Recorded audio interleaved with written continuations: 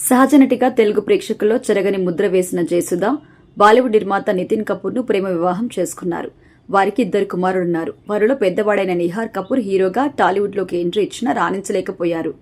6 అడుగులకు పైన ఎత్తులో భారీకాయుడుగా కనిపించే నిహార్ కపూర్ 2015లో బస్తీ సినిమాతో సినిమాలోకి ఎంట్రీ ఇచ్చారు. ఈ సినిమా ఫ్లాప్ కావడంతో ఆయనకు అవకాశాలు రాలేదు. అయితే నిహార్ కటౌట్ హీరోగా కంటే విలన్ గా బాగుంటుందని చాలా మంది అంటుంటారు.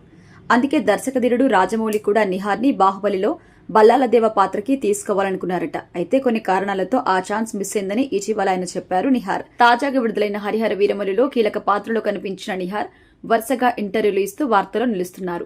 తాజాగా ఒక యూట్యూబ్ ఛానల్ కి ఇచ్చిన ఇంటర్వ్యూలో నిహార్ కపూర్ వైసీపీ వైఎస్ జగన్ గురించి చేసిన కామెంట్స్ వైరల్ అవుతున్నాయి.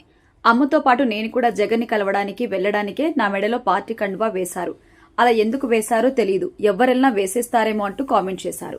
ఆయన చేసిన వ్యాఖ్యలు ఇప్పుడు వైరల్ అవుతున్నాయి. దీంతో నెటిజన్లు రకరకాలుగా కామెంట్లు చేస్తున్నారు.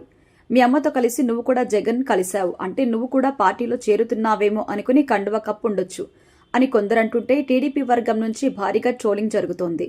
ఆ తాడేపల్లి ప్యాలెస్ కి ఎవరు పోయినా ఎందుకు పోయినా ఆ బులుగు జెండా వేసేస్తారనుకుంటా అంటూ పెద్ద ఎత్తున ట్రోలింగ్ అయితే చేస్తున్నారు. అయితే జయసుధ రాజకీయ ప్రస్థానం కాంగ్రెస్ పార్టీతో స్టార్ట్ అయింది. వైఎస్ఆర్ మీద అభిమానంతో కాంగ్రెస్ పార్టీలో చేరిన ఆమె 2009 ఎన్నికల్లో సికింద్రాబాద్ నుంచి పోటీ చేసి గెలిచారు. వైఎస్ మరణం తర్వాత పార్టీలో సైలెంట్ అయ్యారు. రాష్ట్రం విడిపోయిన తర్వాత 2016లో చంద్రబాబు సమక్షంలో టీడీపీలో చేరారు. 2019 ఎన్నికలకు ముందు వైఎస్ జగన్ ని కలిసి వైసీపీ తీర్థం పుచ్చుకున్నారు. అయితే వైఎస్ జగన్ ని కలిసినప్పుడు ఆమె వెంట నిహార్ కపూర్ కూడా ఉన్నారు. అప్పటి ఫోటోలో వారిద్దరి మెడలో వైసీపీ కండువాతో కనిపించారు. ఈ సందర్భంగా జయసుధ మాట్లాడుతూ వైసీపీలో చేరడంతో మళ్లీ సొంతింటికి వచ్చిన ఫీలింగ్ కలుగుతోంది అన్నారు.